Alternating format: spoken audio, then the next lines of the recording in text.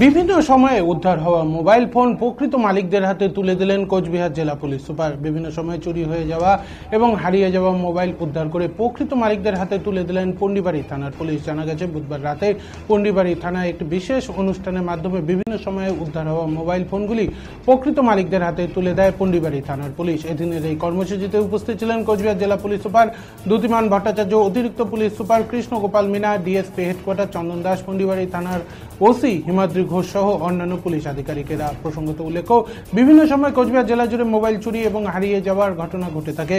সেই সমস্ত ঘটনা তদন্ত করে পন্ডিবাড়ি থানার পুলিশ 5টি মোবাইল ফোন উদ্ধার করে। এদিন পুলিশ আধিকারিকরা সেই সমস্ত মোবাইলগুলো প্রকৃত মালিকদের হাতে তুলে দেয়। দীর্ঘ সময় পর নিজেদের হারানো মোবাইল ফেরত পেয়ে পুলিশের ভূমিকায় স্বভাবতই খুশি মোবাইল প্রাপকরা।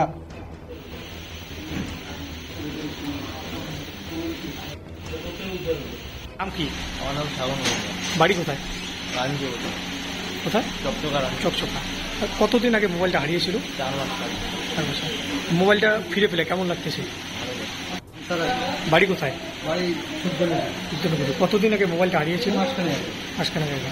আজকে মোবাইলটা ফিরে পেলেন, কেমন লাগছে? হ্যাঁ, ভালো লাগছে। পুলিশ উদ্ধার করছিল মোবাইলটা, খুব সুন্দর লাগলো। আচ্ছা, ভালো লাগছে মোবাইলটা ফিরে পেলে। বাড়ি বাড়ি কোথায়? মরিচবাড়ি। কবে হারিয়েছিল তোমার মোবাইল?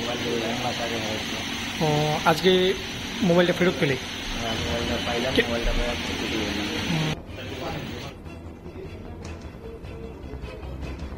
এ বিষয়ে জেলা পুলিশ সুপার দ্যুতিমান ভট্টাচার্য কি জানাচ্ছেন শুনে নেব।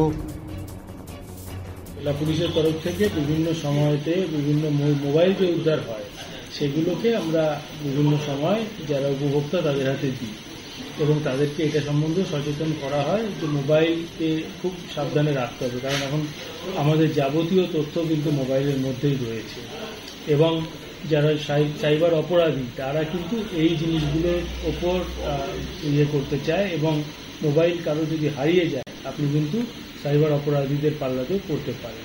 এই জন্য সবাইকে মোবাইল সম্বন্ধে সচেতন থাকতে হবে। সবাই দোকান থেকে দোকানগুলো বন্ধ করে দিতে হবে।